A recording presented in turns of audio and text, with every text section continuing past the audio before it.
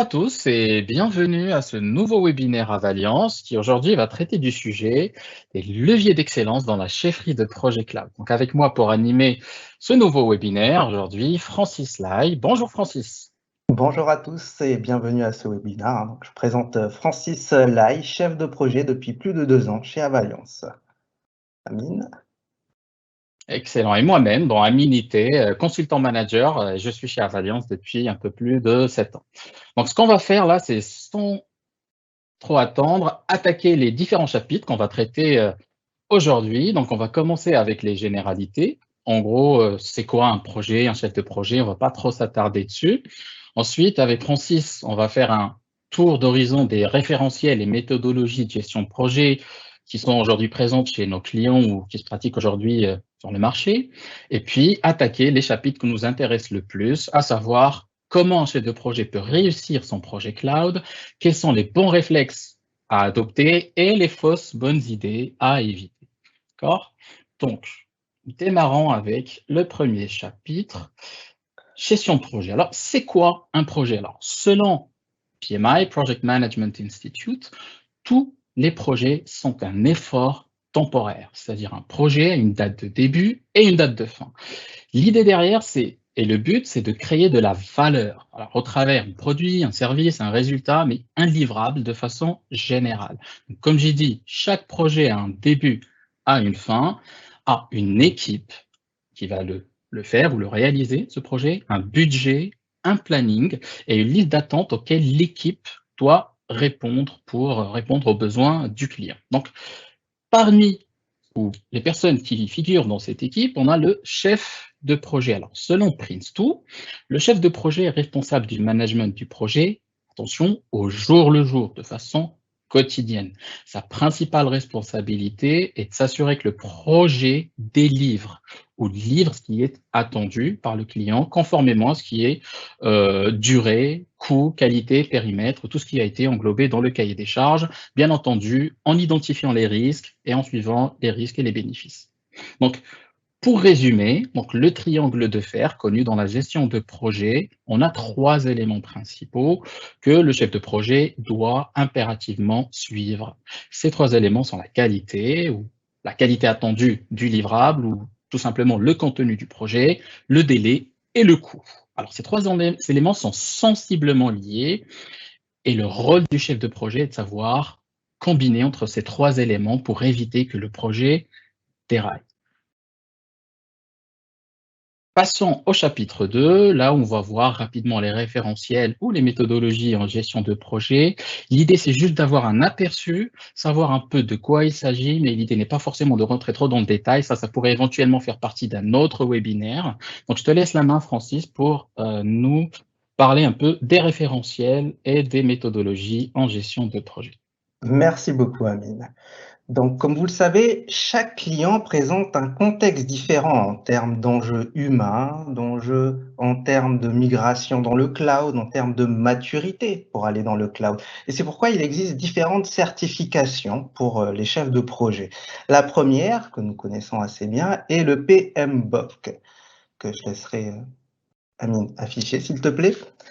Alors, comme cette certification se base sur 5 grands groupes de processus, à savoir, premièrement, le démarrage d'un projet, le démarrage d'une autre phase de ce projet où tous les stakeholders vont se mettre d'accord sur les grandes lignes du projet, de ce qui va être déployé dans les temps, etc. Deuxième processus très important, à savoir la planification. Comme dans un projet, on va savoir qui fait quoi concernant ces grandes lignes de projet, quand est-ce que ça va démarrer, quand est-ce que chaque tâche des grandes lignes qui ont été définies, sous-tâche, sera terminée également et par qui. Ensuite vient un troisième processus très important, à savoir l'exécution, où là, les DevOps vont pouvoir commencer,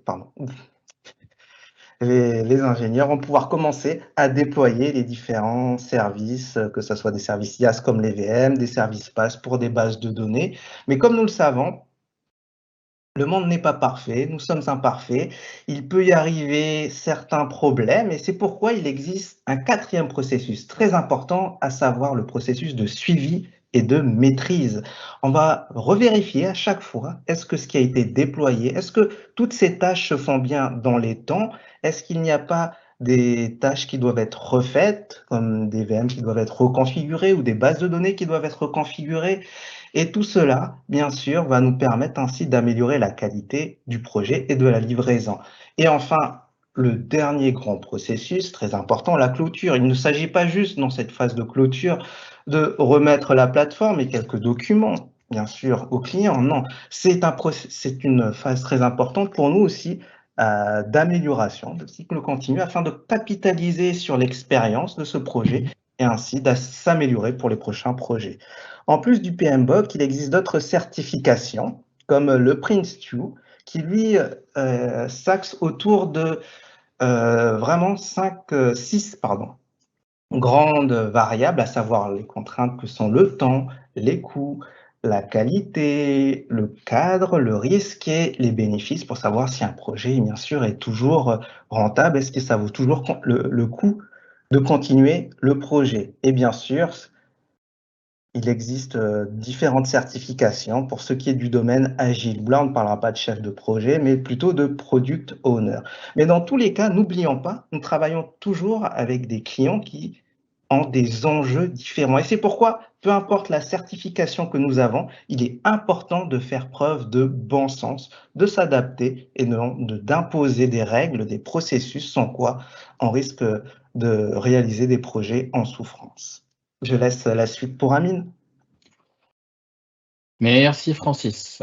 Alors, c'est à s'y perdre, hein, les différentes méthodologies, sachant que des fois, chez les clients, on peut être amené à combiner des méthodologies de travail.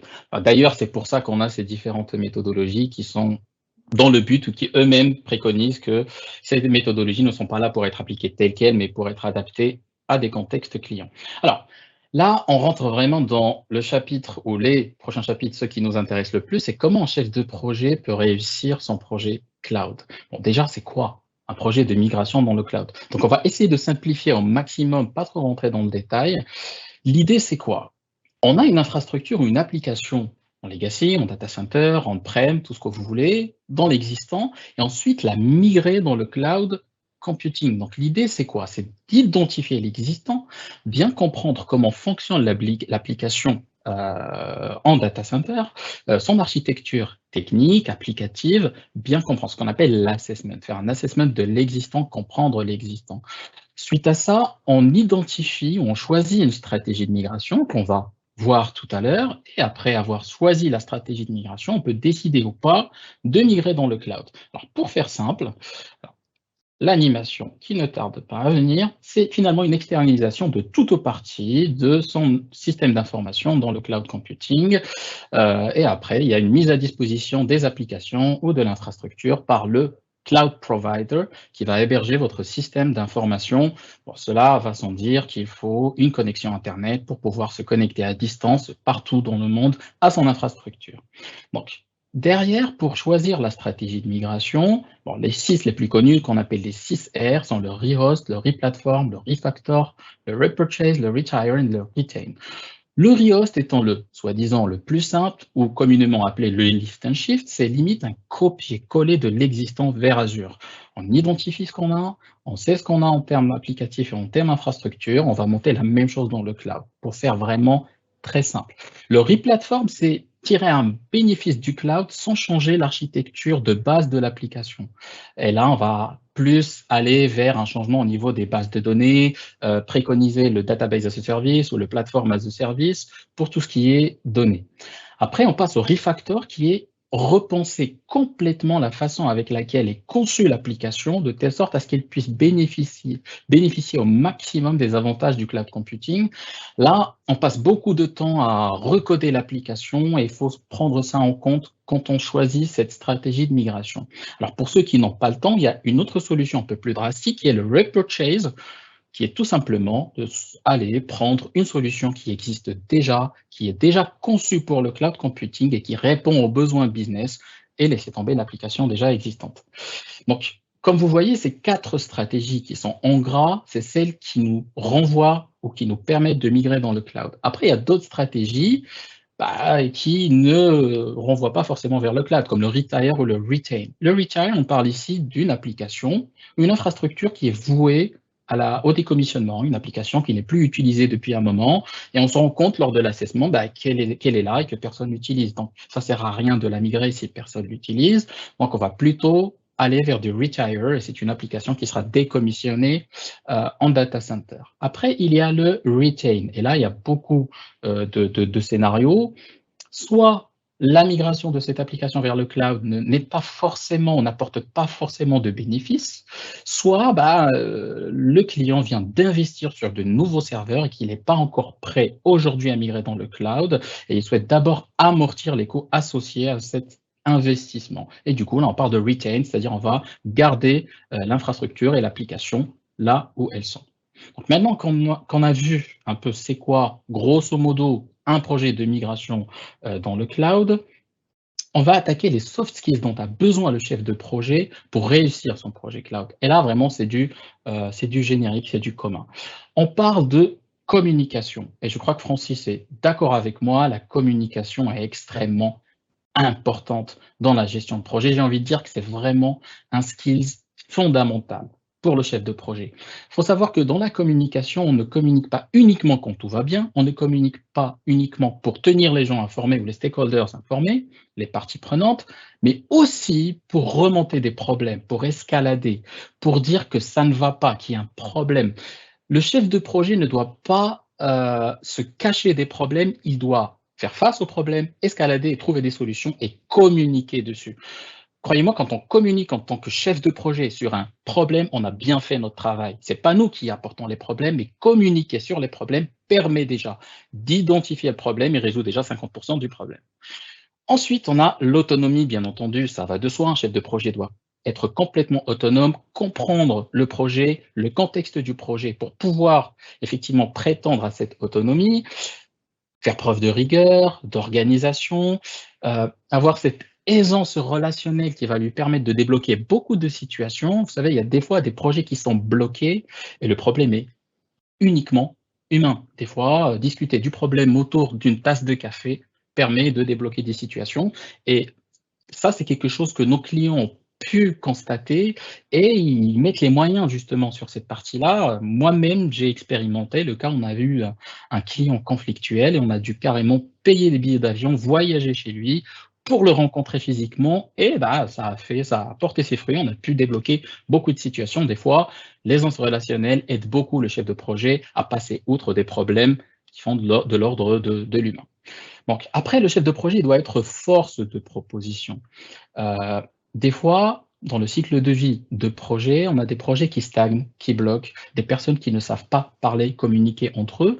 Le chef de projet doit prendre des décisions pour débloquer la situation, mettre les gens autour de la table et ne pas avoir peur de proposer. En fait, il doit montrer ce dynamisme pour embarquer toute l'équipe avec lui dans ce dynamisme justement et que tout le monde soit force de proposition, que les gens ne soient pas uniquement cloîtrés dans leur retranchement et garder uniquement leur responsabilité sur le périmètre sur lequel ils sont attendus.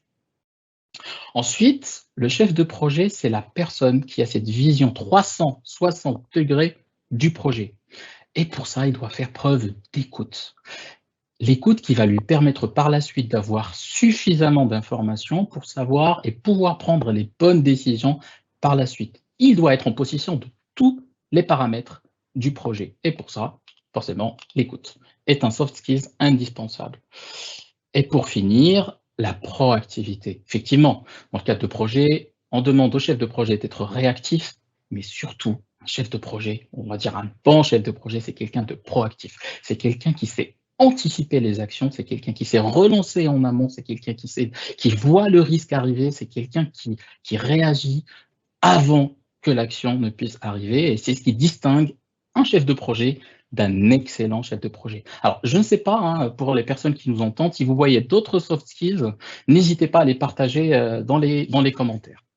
Donc, après avoir parcouru les soft skills, on va rapidement parcourir les hard skills également. Donc, un chef de projet, c'est quelqu'un qui sait faire du reporting, identifie les risques, gère ses risques et suit les risques, fait de la priorisation, parce qu'on sait qu'un chef de projet, des fois, il est sous l'eau, on ne va pas se le cacher. Donc, il faut savoir identifier là où il y a le plus d'impact et prioriser les actions en conséquence. Donc, c'est quelqu'un qui sait gérer un budget, faire du suivi de budget, du planning, etc. Et c'est quelqu'un qui a suffisamment de connaissances techniques cloud. Effectivement, un chef de projet, il peut être fonctionnel, mais dans le cadre de projets cloud, il est nécessaire d'avoir un minimum de connaissances techniques autour du cloud pour avoir au moins cette crédibilité auprès des équipes techniques, pour comprendre ce qui se dit et du coup pouvoir intervenir quand il le faut. Donc là, ce que je préconise ou ce qu'on préconise de façon générale chez Avaliance, c'est les certifications de base en fonction des providers. Pour Microsoft, par exemple, on va envoyer vers l'AZ900, les fundamentals, pour AWS également, les fundamentals, Google, etc. Donc, en fonction du cloud provider, prendre ces premiers niveaux qui te permet, en tant que chef de projet, cette maîtrise technique. Enfin, on ne va pas prétendre à une transformation de métier ou passer d'un chef de projet à un architecte, mais au moins avoir le vocabulaire et la compréhension des discussions techniques pour savoir et être armé pour prendre les bonnes décisions par la suite. Après, le chef de projet, c'est un bon négociateur. Bon, on l'a tous expérimenté en tant que chef de projet. Tout au long du projet, on est amené à négocier avec le client, avec les équipes techniques, etc., pour faire sortir des produits en avance, pour essayer d'avoir de la disponibilité, etc. Donc, c'est quelqu'un qui sait négocier pour pouvoir faire avancer correctement son projet. Et bien sûr, ça va sans dire, les outillages, donc c'est quelqu'un qui sait utiliser tout ce qui est bureautique, de belles présentations PowerPoint, des tableaux croisés dynamiques sur Excel, MS Project pour tout ce qui est planning, le Gantt, etc., etc. Donc là aussi, si vous avez aussi d'autres hard skills à partager avec nous, n'hésitez pas, lâchez-vous sur les commentaires. Donc ensuite, les bons réflexes. Je crois que Francis a de bons réflexes à partager avec nous sur les prochains slides. Exactement, comme vous le savez, la chefferie de projet ne s'improvise pas, effectivement.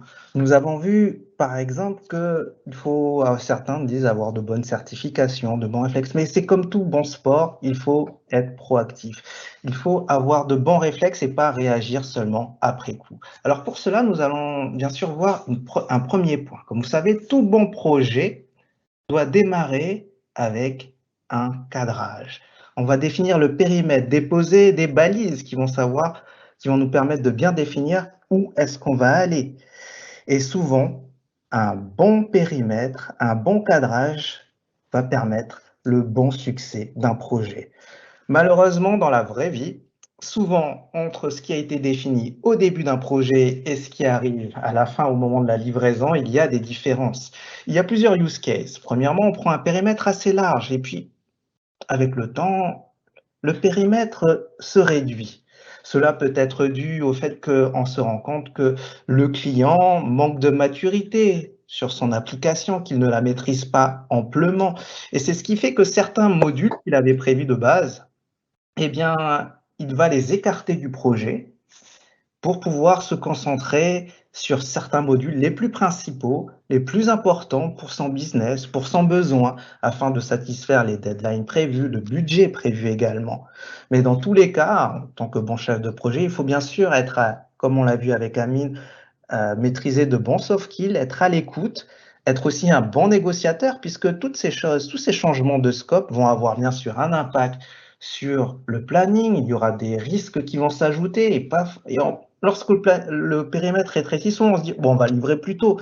C'est une grosse erreur à se mettre dans la tête. Non, pas forcément, puisque justement, en réduisant le périmètre, beaucoup de paramètres changent, des nouveaux risques sont à prendre en compte, ou peut-être que aussi bien de notre côté que du côté du client ou de d'autres côtés des fournisseurs en fonction des différents stakeholders qui sont présents. Cela va changer donc aussi le budget, les coûts du projet, les coûts infra.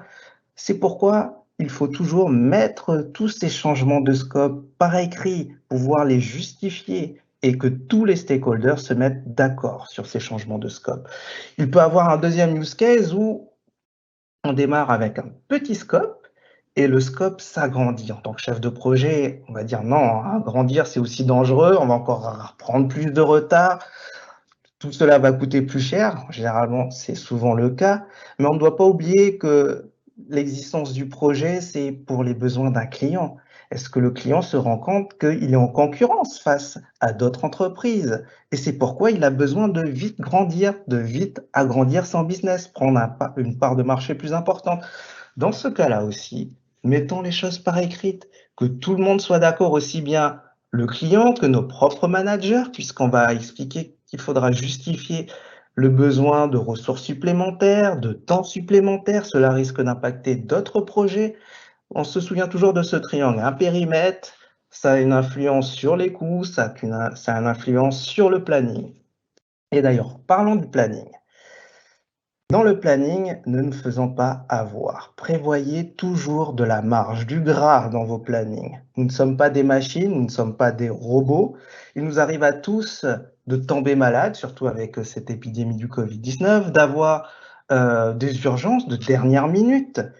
Et cette marge, ne la communiquez bien sûr pas aux clients lorsque vous présentez votre planning. Gardez-le pour vous-même. Parce que justement, quand des choses inattendues arrivent, le client peut se rendre compte, mince, une personne chez nous est malade, il va y avoir du retard sur le planning. Eh bien, on a justifié justement on l'a calculé cette marge, on a pris en compte cette marge et du coup, on va rassurer le client, on dit non, les choses vont bien aller. Ça peut être aussi un retard de notre côté. On peut avoir des personnes effectivement qui ont une difficulté technique, peuvent aussi être malades de leur côté. Un retard, on pourra les rassurer. Nos propres équipes, ça va les réconforter et ils vont rester ainsi dynamiques pour la suite du projet. Donc, gardez cette marge, ne la communiquez pas aux clients, gardez-la pour vous, mais rajoutez-la dans chacune de vos tâches, de vos sous-tâches, et cela m'a bien été utile dans de nombreux projets où effectivement, il y a eu pas mal d'imprévus, de personnes malades, de départs de dernière minute. En plus du planning, il faut aussi bien maîtriser son budget. Il faut un bon réflexe dessus parce que, comme on l'a vu, un périmètre, lorsqu'il bouge, ça change le planning, ça change le budget. Alors, le budget, on peut penser souvent qu'au coût homme, les architectes, les ingénieurs, la chefferie de projet, mais n'oubliez pas également les coûts de l'infrastructure de la plateforme. Alors, souvent, c'est plus facile à calculer lorsqu'il s'agit de machines virtuelles, du IaaS, où on peut dire qu'elles vont être allumées 24/24, 7/7, surtout en production. Donc, c'est assez facile de calculer ainsi la consommation.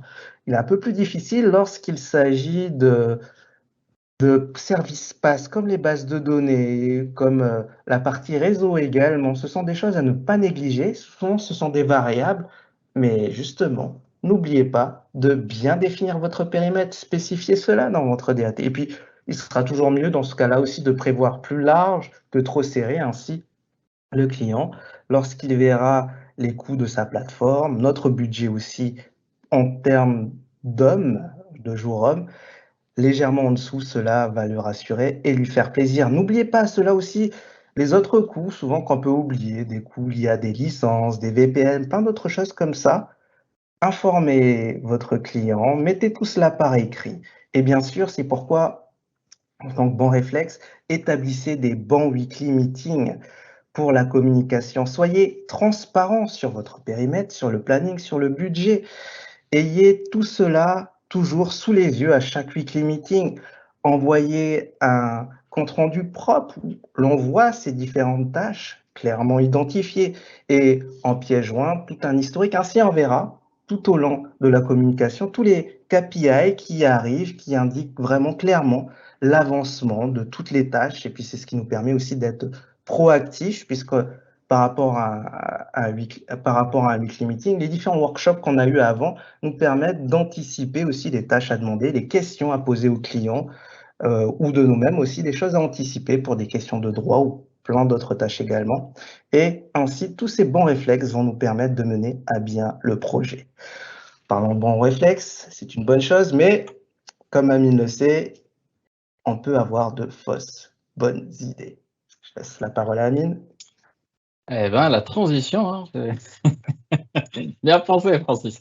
Très bien, donc on va passer aux fausses bonnes idées. Donc effectivement, en tant que chef de projet, on est des fois Souvent, on se dit: «Bah, ouais, ça, tiens, c'est une très bonne idée», alors qu'au final, pas forcément. Donc et là, on va voir, quelques-unes de ces fausses bonnes idées qu'on croit, être intéressantes. Donc la première, c'est céder pour faire plaisir. Des fois, sous la pression, pour faire plaisir à un client qui nous demande une extension de périmètre, ah vas-y, pour lui faire plaisir, le projet est déjà assez compliqué comme ça, je vais accepter. Mais attention, lorsqu'on accepte de faire plaisir sans faire attention au triangle de fer, on prend la responsabilité de l'impact que ça génère derrière. C'est-à-dire que si on accepte d'augmenter le périmètre sans condition, bah, le client refusera de payer plus et refusera qu'il y ait des délais supplémentaires au niveau des plannings. Donc, peut-être céder, ou on va dire plutôt accepter l'augmentation du périmètre, mais avant, négocier au maximum et défendre ce périmètre-là. Mais si on est obligé de l'augmenter, être transparent avec le client et exposer les impacts éventuels en termes de coûts et de planning. Bah, s'il les accepte, soit. Sinon, bah, à ce moment-là, il ne faut absolument pas céder et ne pas hésiter à regrouper toutes les parties prenantes pour prendre la décision et se partager cette responsabilité. Deuxième fausse bonne idée, bah, livrer avant échéance. Bah, le projet, il dure, bon tant pis, on a le troisième qui va avec, livrer avant échéance. Ça veut dire, le projet dure 3 mois, bah, vas-y, je vais essayer de faire plaisir et je vais le terminer en 2 mois et demi. Il faut savoir que lorsqu'on partage un planning en début de projet et qu'on fait le suivi de ce planning, il y a différentes parties prenantes qui se mettent en ordre de marche pour organiser leurs tâches ou leurs travaux en fonction de ce planning. Un exemple très simple. Supposons que le projet se termine en fin de mois et 15 jours plus tôt, moi, je vais annoncer au client que le projet est terminé, qu'on est prêt à lui livrer l'infrastructure. Là, ça va clairement créer de la frustration auprès du client. Pourquoi? Bah, parce que le client, lui, il a réservé des ressources pour installer l'applicatif sur ses infras, bah, en fin de mois, pas 15 jours avant. Et pendant 15 jours, bah, l'infrastructure est disponible, elle est gérée par personne, elle est surveillée par personne. Bon, des risques de sécurité qui peuvent apparaître, et donc c'est pas forcément une bonne idée de livrer avant échéance. Ce qu'il faut savoir en tant que chef de projet, c'est que tout le monde sera déjà bien content si on livre dans les délais. Ça ne sert à rien de faire des efforts supplémentaires qui peuvent générer des coûts supplémentaires et peut-être que le client, lui, n'est pas prêt à recevoir cette solution avant échéance. Bien sûr, tout au long du cycle de vie du projet, ben, on va tenir le client au courant de l'avancement du projet et si la livraison avant échéance ne produit pas d'impact, à ce moment-là, éventuellement, on peut envisager une livraison avant échéance, mais il faut garder ça en tête. Si on livre déjà dans les temps, c'est déjà une très bonne chose. Donc, troisième point qui est pressé, hein, là je vois qui sort avant tout, étendre le scope et livrer plus. Bah, le client, il a demandé, je sais pas moi, bah, on va donner un exemple, c'est plus simple. Il demande un appartement de 50 mètres carrés et nous, pour lui faire plaisir, on sait qu'il n'y aura pas d'impact au niveau du coût, ni au niveau du budget pour lui livrer plus de superficie. Donc, plutôt que de lui livrer les 50 mètres carrés, on va lui livrer 60 mètres carrés. C'est pas forcément une bonne idée, parce que derrière, quand tu reçois l'appartement, bah, les prix d'assurance pour un appart de 60 mètres carrés ne sont pas pareils pour un appart de 50 mètres carrés. Donc, il y a derrière pour revenir à l'IT, il y a un budget de maintenance de l'infrastructure. Et donc, si on livre plus, bah, il y a forcément peut-être des coûts supplémentaires qui vont être générés. Donc, se limiter à son périmètre comme il faut se limiter au budget et au planning. Donc, encore une fois, c'est pas pour rien que c'est appelé le triangle de fer ou the Iron Triangle. Il faut vraiment faire attention parce que c'est très sensible, ces trois éléments-là, le périmètre ou la qualité, le budget et le coût. Francis, je ne sais pas si toi, de ton côté, tu as d'autres fausses publicités, puisque je te Oui, pose la question, donc forcément oui. évidemment, j'en ai Vas-y. rencontré plusieurs. Alors la première chose, on pourrait croire que c'est une bonne idée en se disant, j'ai déjà fait des go live, j'ai l'habitude des projets, j'ai pas mal d'expérience, j'ai pas besoin de préparer les réunions, on y va. Eh bien, justement, qu'est-ce qui m'est arrivé hier? En plein weekly meeting, un petit peu avant, mon architecte me dit, il n'est pas là, alors que j'en avais besoin. Il devait être présent pour participer à cette réunion. Heureusement, j'avais préparé cette réunion à l'avance. Un jour à l'avance, j'avais déjà fait un point avec mon architecte. Je savais donc déjà à l'avance toutes les questions techniques que mon architecte allait poser. Il avait besoin de savoir toutes ces réponses pour créer son HLD, pour son architecture contextuelle. Toutes ces questions, heureusement, je les avais vues à l'avance avec l'architecte. J'avais déjà pu préparer même mon compte-rendu à l'avance avant même de commencer la réunion. Ainsi, je savais exactement quels allaient être les sujets à aborder. Soyons proactifs et non réactifs, parce que s'il n'était pas là et que je n'avais pas préparé cette réunion, sans slide, sans rien du tout, sans question, ça serait du temps perdu. Une autre fausse bonne idée, et on le voit souvent ça lorsqu'on démarre un cadrage avec des nouveaux clients qui n'ont pas forcément un très bon niveau de maturité, c'est que tout le monde parle au début, et souvent ça peut arriver également qu'un chef de projet arrive en retard suite à de nombreuses réunions, et ben, ça devient un dialogue de sourds, parce que quand je pose la question et j'arrive, je dis bonjour tout le monde, est-ce qu'on peut faire un tour de table pour se présenter? Et là, ça remet pas mal de choses en ordre. Ainsi, tout le monde sait quel est son rayon d'action, quelles sont ses fonctions, et donc comment parler à telle personne. Est-ce que c'est une personne métier, une personne technique? Est-ce que c'est un manager? Est-ce que c'est une personne plus axée réseau? On va devoir adapter son dialogue, et tout le monde pourra l'adapter ainsi. Une autre chose aussi, quand on identifie bien ces parties prenantes, pensez même dans vos CR, dans vos weekly meetings, d'indiquer les contacts qui étaient présents, ainsi que leurs fonctions. C'est une très bonne chose, surtout lorsque peut arriver qu'un chef de projet aussi tombe malade. Et bien dans ce cas-là, lorsqu'on fait la passation à un autre chef de projet, surtout que les imprévus, ça porte bien son nom, c'est quelque chose qui arrive à la dernière minute. Eh bien, notre chef de projet pourra déjà lire l'ancien weekly meeting qui avait été envoyé, et donc il peut déjà suivre le planning, les questions qui ont été posées. Il pourra même relancer le client, les providers sur des questions, et donc le projet peut continuer même lorsque le chef de projet est absent, pour diverses raisons. Un autre piège encore qui arrive souvent malheureusement, c'est que toujours en voulant faire plaisir, en voulant toujours aller vite pour son projet, surtout lorsqu'il arrive qu'il y ait quelques retards, eh bien, on réagit sans prendre de recul. Comme un pompier, est-ce que vous allez voir un pompier qui va qui va éteindre un feu avec de l'eau, sachant que l'incendie a pris feu que l'incendie a lieu dans une centrale électrique? Non. Il risque d'électrocuter beaucoup de gens et il risque d'avoir beaucoup de morts. C'est exactement la même chose pour la chefferie de projet.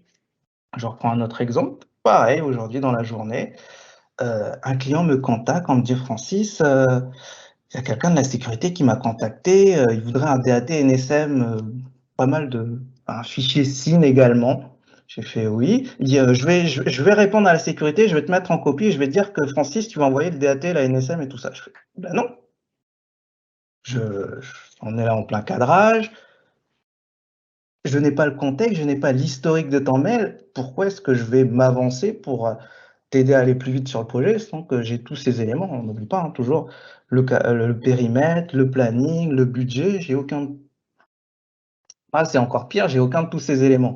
Est-ce que je vais dire: «Oui, oui, oui, je vais t'aider», mais je vais devoir prendre, un architecte qui travaille pour moi, ou pour un autre chef de projet qui est déjà peut-être sûrement surbooké.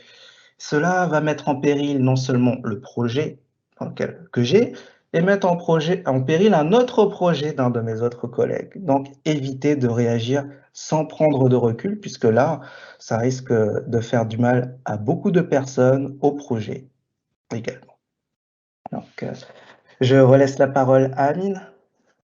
Merci Francis. Bon, prochain exercice, je crois qu'on a des habitués avec nous, donc bon, c'est que la prochaine étape, c'est à vos questions, donc n'hésitez pas à poser toutes vos questions, on essaiera d'y répondre dans le temps qui nous reste. Donc on a à peu près 5-10 minutes là, on va essayer de répondre à un maximum de questions. Donc on a Eric, bon déjà bienvenue Eric. Alors la question est la suivante: un bon chef de projet doit donner la priorité à l'aspect opérationnel ou plutôt à la politique? Étant donné que plusieurs briques sont plus simples par rapport à ce qu'on peut avoir sur l'on-premise. Effectivement, ça c'est une frustration qu'on ressent quotidiennement du fait que le message du cloud computing, c'est simplifier les choses, aller plus vite. En 2-3 clics, on en a une qui se déploie. Ah ouais, mais la réalité de la chose fait qu'il y a des enjeux aussi qui sont politiques, qui font que, bon non, c'est pas en 2-3 clics qu'on va déployer une VM et finaliser un projet. Pour répondre à ta question, Eric, tout dépend de la stratégie, du manager ou du management ou, de ton client. Si le client apporte une attention particulière à l'aspect politique et son but à lui, c'est réussir la partie politique plutôt que la partie opérationnelle, le chef de projet doit suivre cette stratégie parce que c'est une stratégie globale. Après, je connais certains managers pour qui l'opérationnel est essentiel, et du coup, à ce moment-là, on peut privilégier ce chemin-là. Bon, l'idée étant, c'est de ne pas s'isoler en tant que chef de projet par rapport au groupe et juste garder en tête que la satisfaction client passe avant tout. Donc, si le client souhaite passer la politique d'abord avant les enjeux opérationnels, bah, soit on va faire ça et on va essayer d'aider le management ou la stratégie de la boîte ou du client à aller dans ce sens. L'idée étant de comprendre c'est quoi la finalité, est-ce qu'on cherche vraiment cette migration ou ce projet opérationnel ou est-ce qu'il y a des enjeux beaucoup plus grands auxquels il faut s'inscrire. Donc l'idée c'est de dire que l'entreprise a beaucoup plus de visibilité que nous sur la partie stratégique et politique et du coup, il faut savoir juste satisfaire le client et le suivre dans le sens dans lequel il souhaite aller. Alors, on a Anonymous, donc bienvenue Anonymous. Comment garantir une satisfaction client alors que la deadline prévue a été dépassée? C'est peut-être répondre, Francis? C'est une question très délicate, effectivement. Bon, déjà, c'est quelque chose qui ne doit jamais arriver. Cette deadline qui porte bien son nom. C'est le cauchemar des chefs de projet. Un cauchemar, ce genre de choses-là. Justement, il faut être proactif et veiller à éviter cela.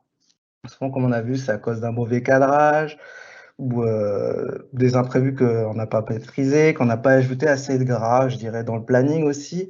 Alors, dans ce cas-là, ce que je conseillerais déjà, c'est de faire preuve de beaucoup de soft skills à ce moment, comme Amine a parlé, pour être à l'écoute du client, pour, bon, je ne sais pas si c'est dans le cadre où ça peut arriver, ou même des fois, bon, ça m'est arrivé aussi, où je reprends le projet parce qu'un projet s'est mal passé.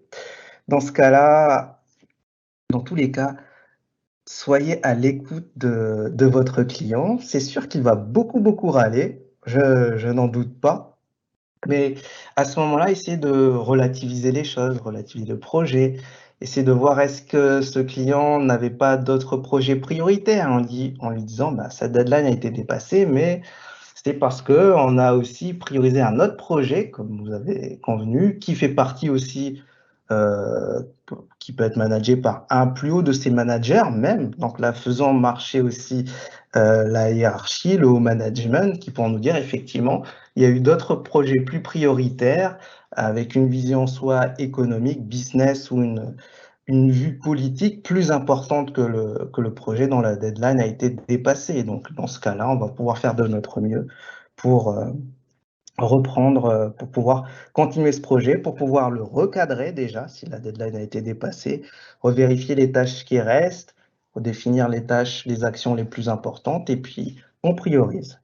Et là, la deadline a été dépassée, on peut pas la reculer vu qu'elle a déjà été faite. Et puis, toujours aussi dans le cadre d'un bon projet, revérifier constamment les besoins, se remettre en cause sur la priorité du projet et qu'est-ce qui peut être réalisable ou pas dans un bref délai. Très bien. Merci Francis. Alors j'ai une autre question de Anas. Bienvenue Anas. Si le besoin client change en cours de route, comment aborder la situation? Là, je crois que Francis, tu as déjà apporté quelques éléments de réponse. Je sais pas si pendant la présentation, je sais pas si tu peux, si tu souhaites compléter ou si tu souhaites que je me lance. Euh, Moi, je peux compléter, pas de souci. Vas-y. Effectivement, c'est pas une situation rare. Souvent, le besoin change en cours de route. Alors, il y a plusieurs façons d'aborder le projet. Soit on revoit le contexte, et dans tous les cas, il y a toujours plusieurs paramètres à revoir ensemble. On le redéfinit ensemble. Une fois que tous les stakeholders se sont bien mis d'accord, on va être toujours proactif. Souvent même, on peut, en étant proactif, savoir, en fonction de tous les différents workshops avant un weekly meeting, que le cadre d'un projet va déborder ou va rétrécir. Alors, déjà prévoyons à l'avance un planning, un nouveau planning, une nouvelle estimation financière. Bien sûr, on ne va pas le présenter tout de suite, soyons malins plutôt dans ce cas-là. Et lors du weekly meeting, étant donné qu'on s'est déjà préparé, présentons du coup le planning en cours. Et puis, on va montrer que, on va faire comme si on calculait déjà, on va dire, ben voilà, les changements, on va enlever ci, rajouter cela déjà. Et donc, on va pouvoir réadapter le planning devant tous les stakeholders ensemble.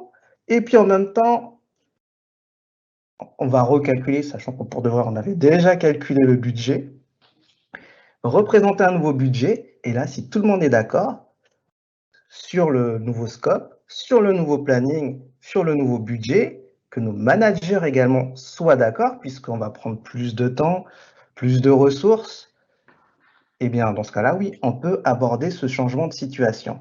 Deuxième façon d'aborder ce changement de scope, c'est de dire, est-ce qu'il est réellement nécessaire ce besoin? Ça, on remet toujours en question le besoin du projet, ou est-ce que c'est quelque chose qu'on peut temporiser? Et j'ai exactement ça sur un projet, où on demande d'ajouter des fonctionnalités, des flux supplémentaires. Mais si on les rajoute tout de suite, on leur montre, hein, le planning va encore être beaucoup décalé.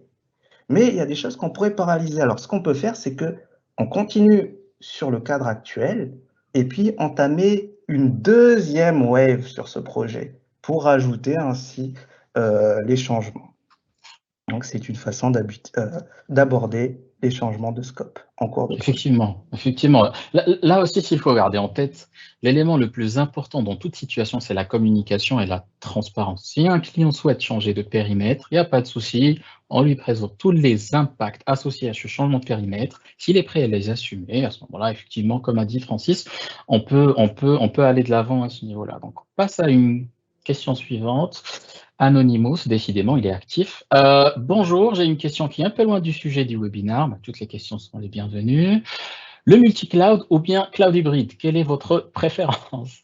Alors, ça dépend. Ça dépend. Alors, ça dépend du niveau de maturité de l'entreprise. Si l'entreprise n'a jamais connu le cloud avant, a des appréhensions, n'est pas encore prête à migrer des applications critiques dans le cloud computing, le cloud hybride peut s'avérer être une solution intéressante pour tester déjà avec des applications qui sont moins critiques dans le cloud avant de migrer tout son système d'information ou les applications critiques dans le cloud. Ça peut être très, très intéressant. Pour le multi-cloud, effectivement, là, si on a atteint une maturité, on maîtrise le périmètre, on maîtrise le cloud, on a déjà eu des expériences de cloud, on peut se faire accompagner par des architectes, effectivement, qui vont nous permettre de savoir quels sont les avantages et les inconvénients de partir soit avec un seul et même provider ou partir avec du multi-cloud. Ensuite, une autre question, le weekly meeting. Les bénéfices du weekly meeting. Alors, Francis, je t'ai entendu dire weekly meeting plusieurs fois aujourd'hui, donc je te laisserai répondre à cette question. Pas de souci. Donc, le weekly meeting, c'est pour la bonne communication, c'est pour lorsqu'on présente, c'est ce que je fais à chaque weekly meeting, le planning, on peut voir ainsi un KPI où on présente tous les avancements de chacune des tâches. Je mets aussi le pourcentage de progression. Et ainsi, cela rassure le client, c'est transparent. C'est transparent également pour le budget. Et puis, notamment, il peut arriver qu'il y ait un changement de scope. Souvent, dans les weekly meetings, je rajoute aussi les bonnes personnes dans ce cas-là pour prévenir en cas d'escalade ou pour que tout le monde soit d'accord sur et qu'on puisse mettre par écrit tous nos engagements. Très bien. Ok, alors je crois qu'on va prendre une dernière question, parce que là on est arrivé presque à la fin du webinaire. Excusez-moi, je prends un peu de temps, je like vos questions. Alors, dernière question, quelle est la contrainte la plus importante à prendre en compte dans la gestion de l'aspect sécurité dans la gestion de projet?